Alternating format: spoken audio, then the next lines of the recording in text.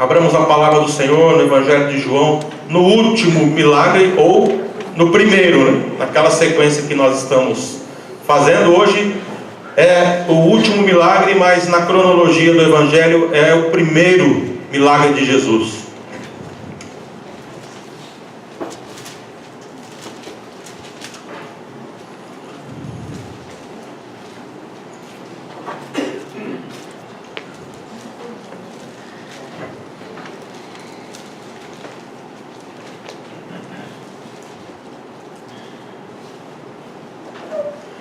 Esse é um dos milagres mais conhecidos de Jesus. Vocês já ouviram provavelmente muitos pregadores falarem sobre esse texto. Mas como o objetivo foi falar dos milagres de Jesus no Evangelho de João, eu quero também, mais uma vez, falar sobre esse texto maravilhoso do Evangelho de Jesus. E diz assim: no terceiro dia houve um casamento em Caná da Galileia. João capítulo 2.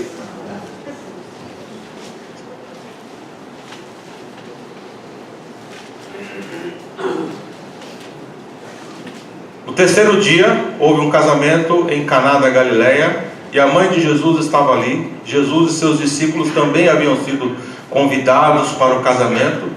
E tendo acabado o vinho, a mãe de Jesus lhe disse: eles não têm vinho.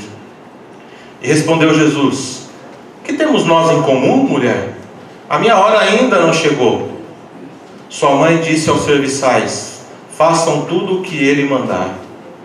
Ali perto havia 6 potes de pedra, do tipo usado pelos judeus para as purificações cerimoniais.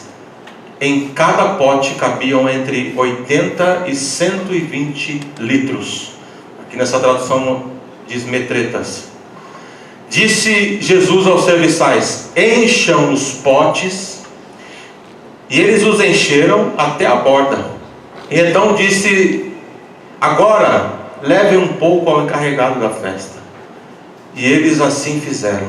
E o encarregado da festa provou a água que fora transformada em vinho, sem saber de onde viera. E embora o soubessem os serviçais que haviam tirado a água, e então chamou o noivo e disse: todos servem o melhor vinho, todos servem primeiro o melhor vinho, e depois os convidados, quando os convidados já beberam bastante, o vinho inferior é servido, e você guardou o melhor até agora. E este sinal milagroso em Caná da Galileia foi o primeiro que Jesus realizou. Revelou assim a sua glória, e os seus discípulos creram nele. Eu não quero orar como de costume. Eu quero convocar a igreja à adoração agora. Eu pedi que o Alex viesse aqui, que vai ser a oração pós leitura do texto. Quero chamar o nosso regente, o Júnior. Nós fazemos aqui, ele fez aqui um outro dia, né? Vocês conhecem essa história, um exercício com o coral, um exercício de voz para voz. E quando nós pronunciamos essa palavra de coração, há um movimento no mundo espiritual, irmãos. Isaías capítulo 6 é algo tremendo na palavra do Senhor. Pode subir, Júnior. Dá aquele microfone para ele. E é um exemplo daquilo que eu estou tentando dizer a vocês. Nós somos criatura, nós somos filhos do Senhor. Ainda que a palavra do Senhor diz que fomos adotados por causa de Jesus, mas nós somos filhos. E a palavra do Senhor diz que o Espírito Santo, ele testifica com o teu espírito que você é filho de Deus. E se nós somos filhos do Deus Altíssimo, nós engrandeceremos o nome dele sempre. Nós teremos um coração grato sempre. O Espírito Santo nos ensinará a vontade daquele que nos criou. É nesse sentido que eu quero que você, apenas pronunciando, cantando essa palavra, que você possa dizer ao Senhor tudo aquilo que você quer falar e não consegue, não sabe e não tem palavras. Mas quando você fala santo, santo, santo, teu louvor sobe, irmãos. Teu louvor sobe. Eu quero te convidar a ficar de pé. Amém. Só o Senhor é santo. Amém. Então, no meu comando, quando apontar um dedo, todos cantaremos numa única voz: Santo, Santo, Santo, Santo. No comando 2, as mulheres irão mudar o tom, farão Santo,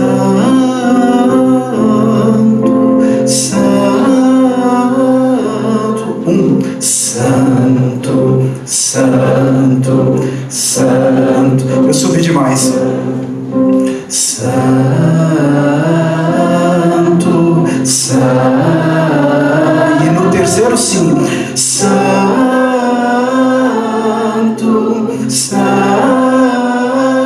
Numa voz. Santo, Santo, Santo, Santo. As mulheres. Santo, Santo, Santo, Santo, Santo, Santo, Santo, Santo, Santo és digno, Senhor, de receber toda a glória.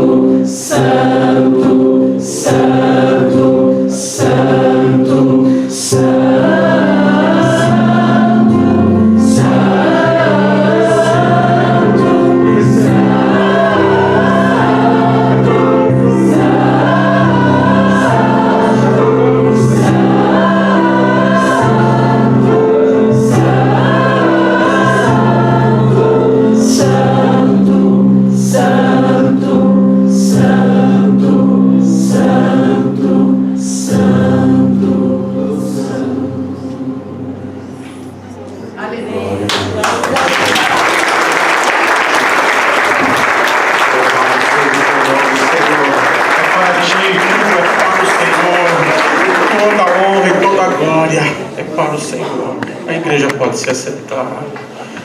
Oh, irmãos, como é maravilhoso entrar na presença de um Deus tão poderoso, maravilhoso.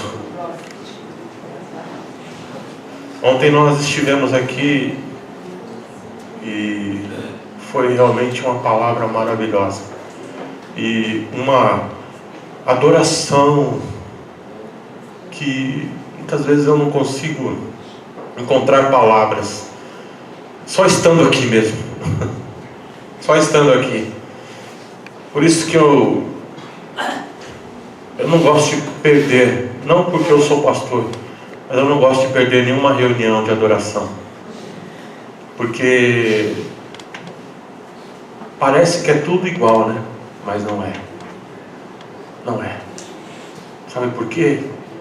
Porque o Espírito Santo de Deus, como diz no livro de Ezequiel, ele tem uma dinâmica tão grande. Ali o profeta teve uma visão que o trono do Senhor, ele tem rodas. O que significa isso, irmãos? Que ele está nos 4 cantos da terra, contemplando, buscando, tentando encontrar verdadeiros adoradores que o adorem em espírito e em verdade. Esse texto, como eu acabei de falar, o Evangelho de João diz que foi o primeiro milagre que Jesus fez. E todas as vezes que eu vou ministrar um casamento, eu cito esse texto. E é um texto maravilhoso, algo assim, dos milagres de Jesus, parece o mais, talvez o mais simples, mas é um dos mais empolgantes, é um dos mais contundentes. Eu quero seguir aqui uma sequência na minha palavra, na minha fala, pegando aqui algumas partes do texto, né? Desde o início. Em primeiro lugar, o texto diz que no terceiro dia houve um casamento. Terceiro dia, como nós podemos entender esse terceiro dia? Pode ser a visão do autor, não sabemos exatamente o que ele estava querendo dizer com esse terceiro dia, mas pesquisando um pouquinho sobre a cultura dos judeus, principalmente no primeiro século, vocês já sabem, em outras palavras, e para aqueles que gostam de estudar, que o casamento judeu, o casamento no judaísmo, nesse período aqui da história, ele durava aproximadamente 7 dias. 7 dias de casamento. E para a nossa cultura, hoje, isso é complicado pensar, né? Um dia, ou algumas horas de casamento mesmo, como pensando do modo tradicional, já custa tão caro. Difícil, né, bancar um dia de casamento. E vamos imaginar então 7 dias. Thalita está dando risada ali porque o dela está chegando, né? Thalita e Tiago. Mas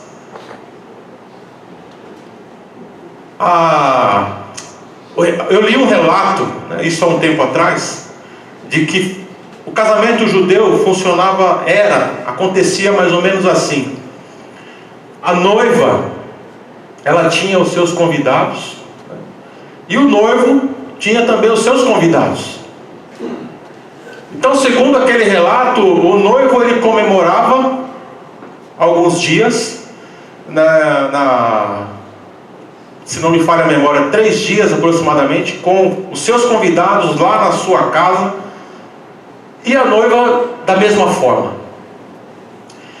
E no 7º dia, por isso que na Bíblia é diferente aquela analogia que Jesus fez da noiva encontrar-se com o noivo. No judaísmo é o noivo que encontra com a noiva. Na nossa cultura é a noiva que entra pelas portas.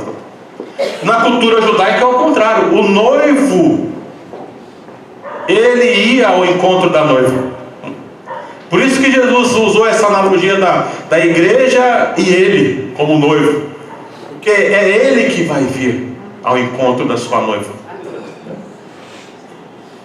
E é interessante, irmãos, que no último dia o noivo com os seus convidados, ele vinha em direção à casa da noiva, e eles colocavam uma criança, um menino, na frente da comitiva. E esse menino ia gritando: o noivo está chegando, o noivo está chegando. Não sei se tocavam trombeta, como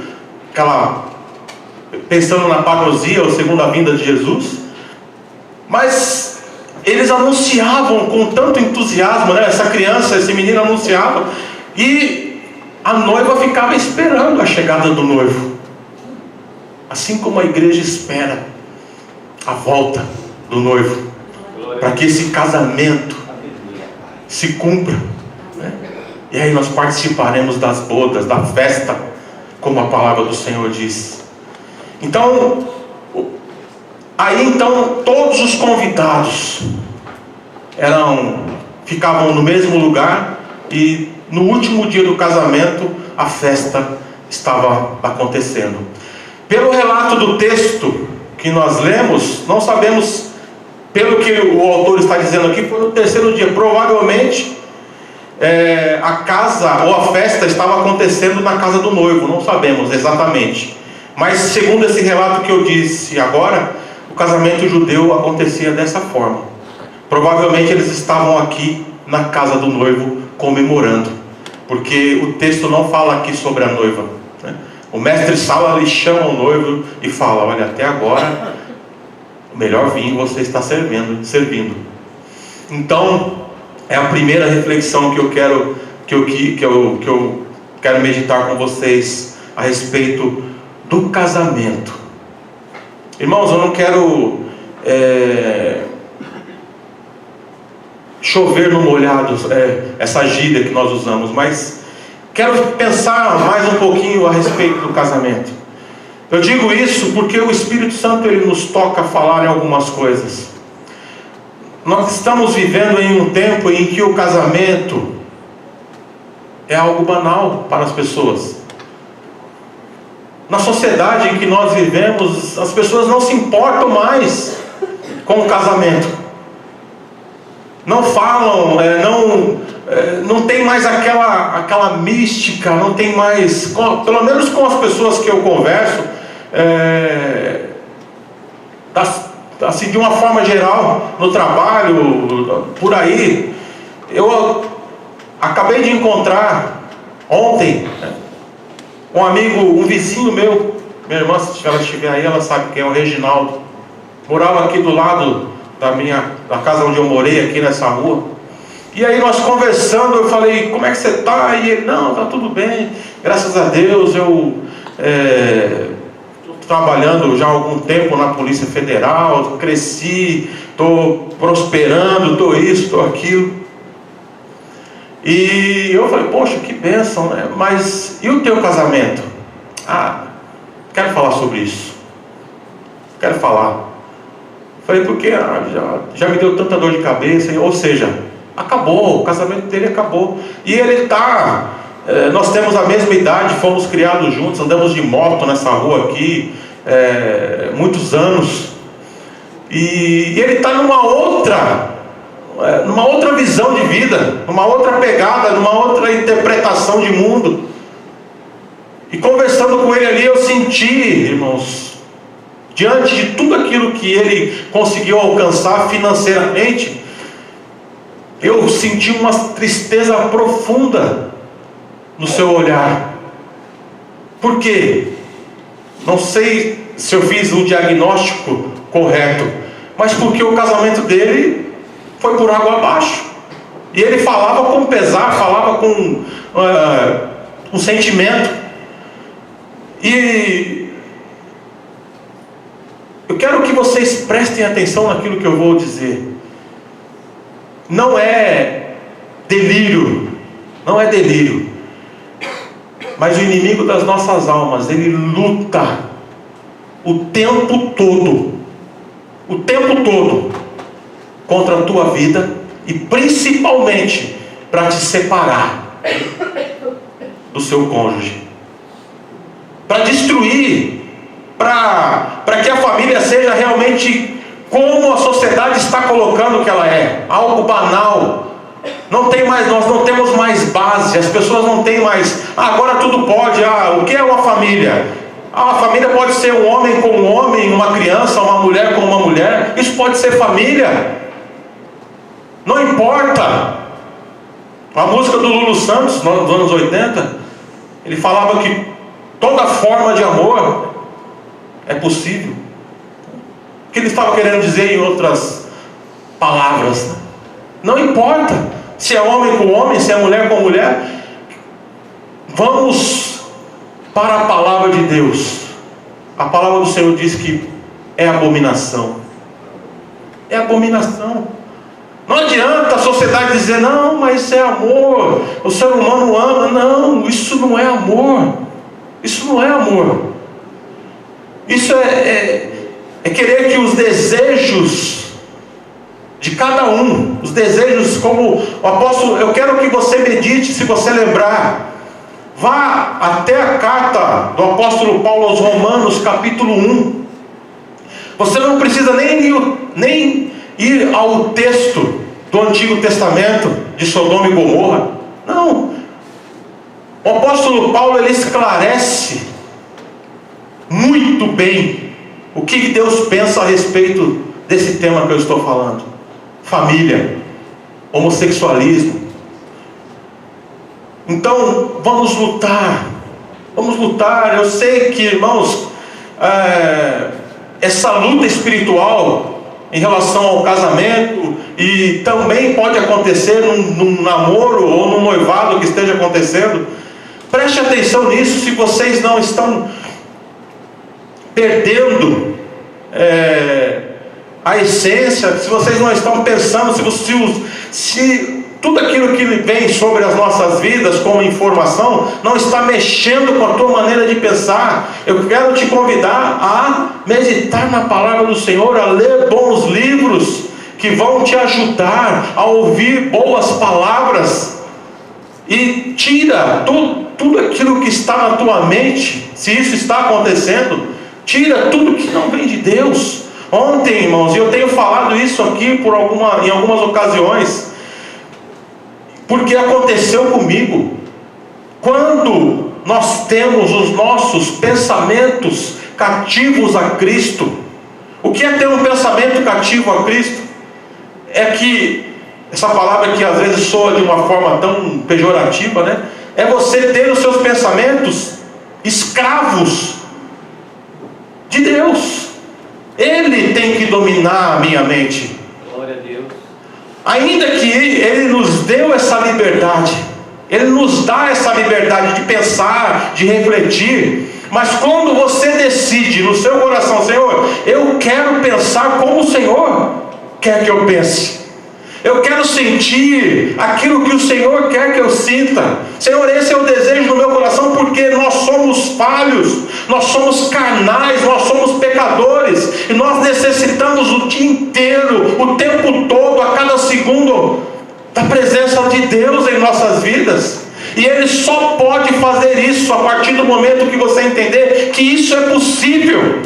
Isso é possível. Você ter uma concentração quando você estiver lendo a Bíblia, quando você estiver conversando, quando você estiver se relacionando. O Espírito Santo está dizendo: é possível eu estar nessa sinergia, nesse envolvimento com você, a tal ponto de que as palavras que saírem da sua boca, os pensamentos que estiverem na sua mente, estiverem de acordo com a vontade do Pai. É possível. Se não fosse dessa forma, o apóstolo Paulo não teria escrito isso: que os nossos pensamentos sejam cativos, escravos de Cristo. Pensar como Ele pensou, agir como Ele agiu, em todas as áreas. Estou falando aqui, o tema aqui, nesse ponto, nesse momento, é o casamento, mas em todas as áreas da sua vida, porque tudo afeta. Queridos, se você não estiver bem espiritualmente, a tua vida, ela vai caminhar de uma forma triste. Triste. Qualquer situação vai te entristecer. Qualquer desastre, assim, vamos pensar assim, uma palavra muito forte, né? Mas qualquer frustração vai te entristecer. Um não que você receber, uma situação que não está desenrolando, algo que já está se arrastando há tantos anos, isso vai te entristecer, vai afetar o teu casamento, o teu relacionamento com o teu cônjuge, com os teus filhos, com tua mãe, com teu pai. Isso tudo é espiritual. Isso que nós temos que entender. Pensamentos cativos a Cristo é entender que no mundo espiritual nós somos seres espirituais. É isso que as pessoas não captam, né? Não entendem quando a palavra do Senhor é clara. Então, se a tua vida, espiritualmente falando, ela caminha, ela está bem, consequentemente as coisas vão desenrolar, vão andar, porque a palavra do Senhor diz que nada pode te separar do amor de Deus que está em Cristo Jesus. E aí Ele continua dizendo no texto: será que é tribulação? Será que, vou colocar aqui numa contextualização mais moderna, será que é um desemprego? Será que é alguma coisa que ainda não aconteceu, será que isso pode te separar do amor de Deus? Quando você confia no Deus que te criou, que sabe. Irmãos, quem criou o tempo? Aliás, quem criou todas as coisas, né? Quem criou todas as coisas? Se Ele criou todas as coisas, Ele criou o próprio tempo. O cientista que morreu essa semana, Stephen Hawking, esse aí, ele escreveu sobre o tempo, tempo, espaço. Uma das mentes mais brilhantes que a humanidade conheceu, e não acreditava. Ele chegou a dizer: olha, Deus pode até existir, mas a ciência não precisa de Deus para explicar o universo. Deus criou o tempo, e como eu sempre digo, Ele já está no amanhã. Ele está no passado, Ele está no presente. Ao mesmo tempo, Ele é o dono do tempo. Amém. Então confia no dono do tempo. Faça a tua parte. Faça a tua parte. O que Jesus pediu para que você fizesse no Sermão do Monte? O Senhor só pede para que você não fique ansioso. Não fique ansiosa. Não fique ansioso. Por que Jesus está falando isso? Se Deus cuida dos pardais, se Deus cuida das plantas, se Deus cuida dos pássaros, se Deus zela pela sua criação, quem é você? Quem somos nós? Vá lá no texto de Gênesis, você vai ver quem é o homem. Então por que o nosso coração fica assim? Na sequência da narrativa eu quero falar um pouco sobre Maria. Aqui, irmãos, o papel de Maria e essa conversa, né? Esse pedido que ela faz para Jesus, a narrativa ela dá a impressão que Jesus dá uma espécie de, olha, dá um tempo, despreza, mas não é isso. Não é isso.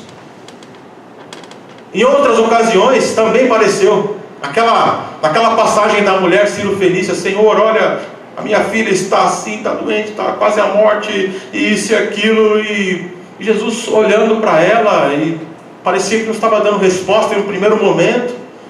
E daqui a pouco ela continua, e Jesus fala: olha, não é certo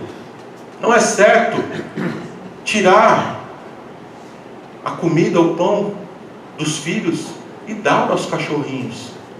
Vejam, irmãos, que palavra dura. Que palavra dura. Eu quero te perguntar, quando você ouve uma palavra dessa, uma resposta dessa, qual é a sua reação? Qual é a minha reação? Dói. Dói. Nos dois textos aqui, nesse texto nem tanto, mas naquele texto, talvez a minha reação seria: olha, esse que é o profeta que tantas pessoas falam, esse que é o milagreiro que tantas pessoas falam, esse mal educado, o Senhor está olhando para a minha vida, irmãos. O Senhor está olhando para cada reação que eu tenho. O Senhor está olhando para cada reação que você tem diante da circunstância ou das circunstâncias. Cada reação, como você reage. Como você reage diante de um não, diante de uma palavra dura. Ontem eu falei um pouquinho aqui sobre orgulho. Não quero entrar hoje no mérito dessa questão. Mas algumas pessoas são orgulhosas, são duras, não se rebaixam, acham que não tem que ser dessa forma, tem que ser do meu jeito. E o tempo todo Deus exige de nós humildade. O tempo todo Ele está olhando para as minhas reações. Aliás, o tempo todo Ele está olhando para tudo o que acontece. Não tem como fugir. Não tem como fugir. Se eu subir ao céu, se eu descer no mais profundo mar, ali o Senhor está. Qual foi a reação de Maria? Qual foi a reação daquela mulher estrangeira? Senhor, olha só o que passou na mente daquela mulher. Que humildade. Mas os cachorrinhos também comem das migalhas que caem na mesa do seu Senhor. Você quer mexer com o coração do Senhor? Seja humilde. Seja humilde. Vá, mulher, que seja feito conforme a tua vontade, a tua fé. Irmãos, Maria, nós estamos nesse relacionamento, né, com a igreja romana, com a igreja católica apostólica romana, e tem que procurar palavras aqui para colocar o que eu estou pensando, né, o que eu quero expor para vocês. Mas é o seguinte: para tudo que você quiser pensar, imaginar, eu te aconselho a olhar para a história. Olhar para a história e entender o que realmente acontece e o que aconteceu, para que você tenha essa compreensão do que acontece hoje. Olha para a história. Por exemplo, por que eu não acredito no comunismo? Porque a história me denuncia que não deu certo. Aí, conversando com alguns comunistas, não, mas é que o momento, a visão, a interpretação, tudo bem, mas não deu certo. Eu quero que alguém me coloque, alguém me fale de um país comunista que deu certo.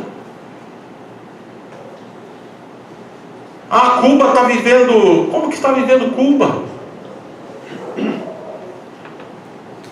A ideia, abrindo aqui um parêntese, a ideia não é ruim, mas o ser humano, irmãos, o ser humano é pecador.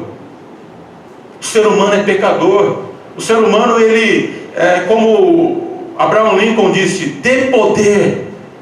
Coloca o poder nas mãos de um homem, e você vai conhecê-lo. Então, a história, ela denuncia. Não adianta eu falar, mas não, fala para a história e você vai enxergar. Então não tem como você falar, não, isso aqui vai dar certo agora. Vai dar certo agora, vamos fazer de outro jeito. Pode até ser, né, que a essência ali, você tentando, mas a história denuncia, né? Estou falando aqui daquilo que eu aprendi, né, daquilo que eu entendo como historicidade, vamos dizer assim, que é o que aconteceu de verdade. A historicidade. Quando nós pensamos em Maria, vamos olhar para a história. O que a Bíblia diz, o que a Bíblia fala sobre Maria? Em primeiro lugar, ela foi agraciada, a mãe de Jesus. O credo apostólico do primeiro e do segundo século, ele não fala sobre Maria. Quando a igreja nasceu, ele não fala. Não é que a igreja desprezou Maria no início, não é isso. Mas é que é o que está escrito. É o que está escrito. Ela foi agraciada, foi uma bênção, uma mulher que o Senhor escolheu. Mas como Jesus tratou Maria? Mais uma vez, vamos lá para a palavra do Senhor. Jesus tratou Maria como sua mãe, com todo respeito, mas como uma mulher. Como uma mulher que estava ali, que foi usada por Deus. Ele não tratou Maria diferente das outras mulheres, das outras pessoas. Vocês se lembram da passagem que algumas pessoas chegam para Jesus e falam, olha, a tua mãe e os teus irmãos estão aí e querem falar contigo. E Jesus, ele olha ao redor e diz assim, a minha mãe e os meus irmãos são aqueles que fazem a vontade do meu Pai. Jesus estava desprezando Maria? Não. Ele só estava colocando a posição que ele tinha em relação à sua mãe e os seus irmãos. Jesus teve irmãos, Jesus nasceu, a palavra do Senhor diz que ele nasceu sem pecado. Mas depois Maria teve relação com José, seu esposo, e eles tiveram outros filhos, e eles viveram como família em Nazaré durante um bom tempo. É isso que a Bíblia diz. Então, nesse contexto, no texto em que nós lemos, ela está ali falando com Jesus, e Jesus ele fala: mulher, nessa tradução da NVI, o que nós temos em comum, mulher? Ele não fala: mamãe, ainda não chegou, né? Vem cá, mamãe. Não. Então, eu não estou aqui inventando nada, eu só estou dizendo o que a Bíblia diz em relação a isso. E eu entendo, irmãos, que ele teve um relacionamento maravilhoso com Maria, a mulher que teve o privilégio de amamentar Deus, teve o privilégio de trocar as fraldas de Deus. Alguns evangélicos, mas na reza da Ave Maria, Santa Maria, Mãe de Deus. Se Jesus é Deus, ela foi Mãe de Deus. Aqui na terra, Jesus, enquanto homem, desceu de sua glória. Então ela foi Mãe de Deus. Por que brigar por esse tema? Então, vocês entendem que as coisas nós temos que analisar? Porque eu creio assim, porque a minha tradição crê assim. Não. O que a palavra do Senhor diz? É isso que eu quero chamar a atenção. A palavra do Senhor diz isso, então é isso. Como Jesus tratou Maria, como Jesus tratou outras pessoas, tratou dessa forma. Como Maria estava na festa. Mudando aqui já um pouquinho, prosseguindo. Ela estava atenta. Eu não quero dizer, mas ela estava numa festa, e numa festa, geralmente, as pessoas estão distraídas, a mente está em outras dimensões, outras conversas, mas Maria, ela estava atenta ao que estava acontecendo. Eu quero chamar a tua atenção para isso, não é porque ela estava numa festa, mas trazendo para os nossos dias, trazendo para aquilo que eu estou tentando falar com vocês. Como você tem vivido? Como você tem vivido? Como você tem contemplado? Como você tem... como está a sua vida? Você é uma pessoa atenta ao que está acontecendo? Aqui o contexto é um contexto de festa, mas vamos pensar em outros lugares. Ou você é aquele que fica olhando para o 23 graus. Como você é no teu trabalho? Como você é na tua faculdade? Como você é com a tua família? Será que você é atento? Será que você está ligado no que está acontecendo? Ou você está preocupado com os seus próprios desejos? Ou você é aquele tipo de pessoa que só pensa em si próprio ou si própria? Como você é? É isso que o Senhor está olhando, está chamando a atenção nesse texto para mim, pelo menos naquilo que eu enxerguei aqui sobre Maria. Ela estava atenta.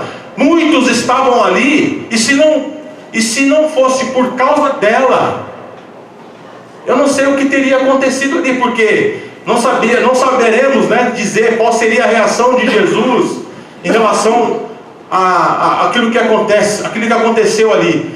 Mas imaginem só, irmãos, seria uma vergonha para a cultura da época acabar o vinho, seria uma vergonha. Eu li um comentário que o autor disse que eles tiravam sarro por tempos.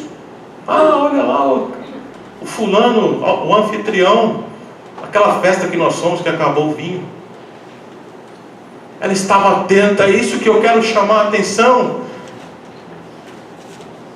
da igreja, no contexto geral. Como você vive, você percebe os detalhes, você olha para as pessoas, você consegue enxergar a mais daquilo que você está vendo, consegue enxergar, você consegue ler a mais do que aquilo que você está vendo, ler a alma das pessoas, entender o que as pessoas estão passando. O egoísta não tem isso. O orgulhoso não tem isso. Ele não se preocupa com ninguém, ele não está preocupado com o que está acontecendo. Eu só me preocupo comigo. Há uns 20 anos atrás, eu trabalhei com um irmão. Hoje ele é irmão, graças a Deus.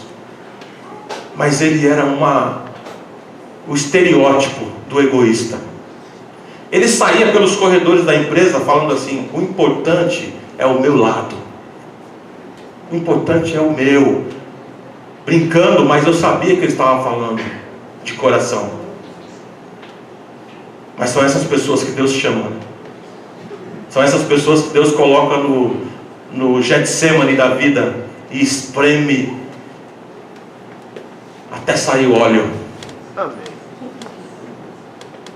Atenta. Maria era atenta. Conheço muitas pessoas assim, que são atentas, que são sensíveis à voz do Espírito Santo, que chegam para a outra e dizem: você está precisando de alguma coisa? Está precisando de alguma coisa? O Senhor me falou que você está precisando disso e disso e disso. Pessoas atentas são mais felizes.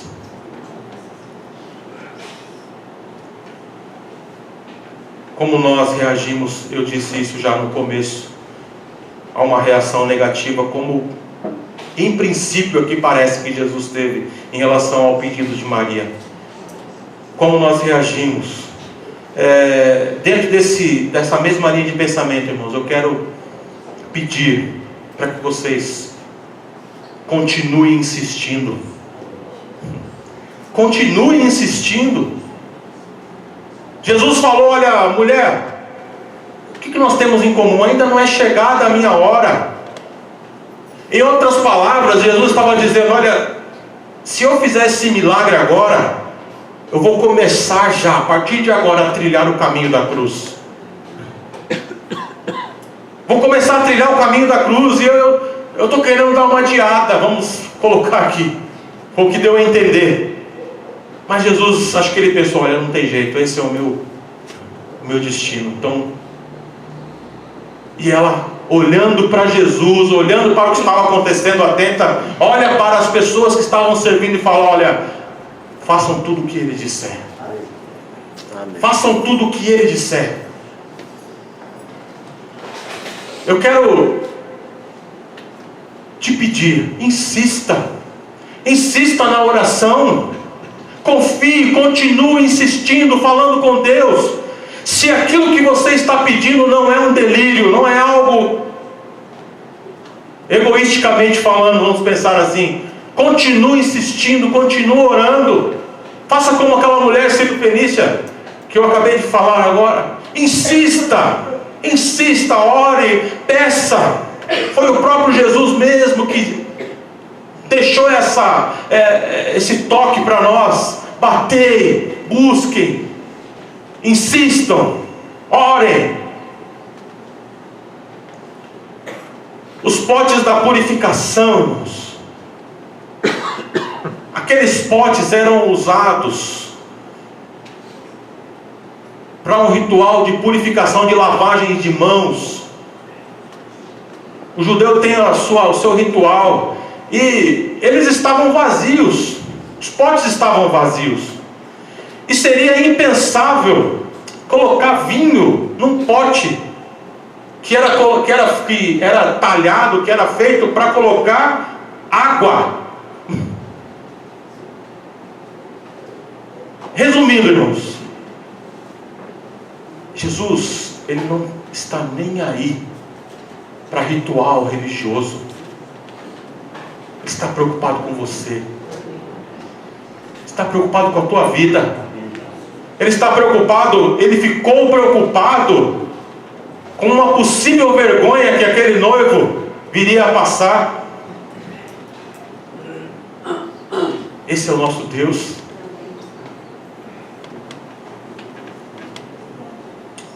Em quinto lugar, só os serviçais presenciaram o milagre.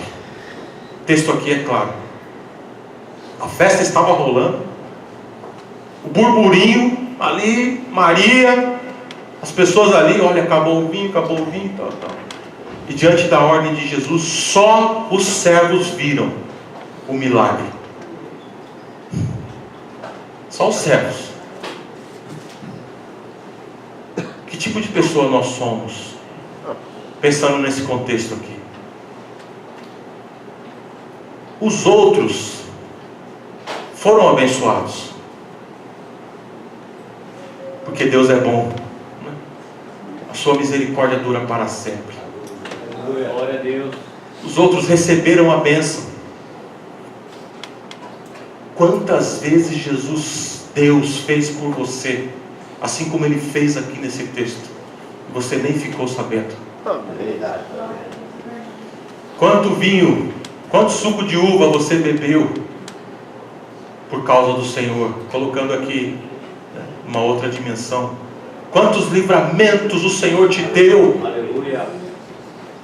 E você não sabe, você não ficou sabendo. Eles estavam bebendo o melhor vinho e não sabiam. Não sabiam o que tinha acontecido. Você está entre aqueles que recebem e não sabem, ou você está no meio dos servos? Oh, glória. Que veem os milagres de Jesus e sabem que foi Ele que fez.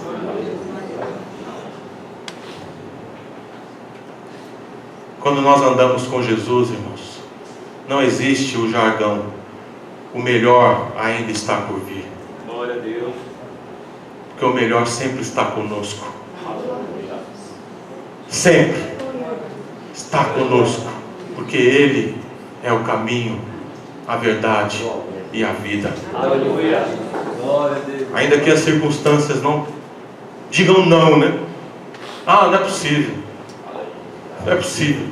Creia que você está vivendo o melhor. Creia. Não estou, pastor, não estou. Olha o que está acontecendo com a minha vida. Uma vida travada, uma vida de desilusão, uma vida que não anda.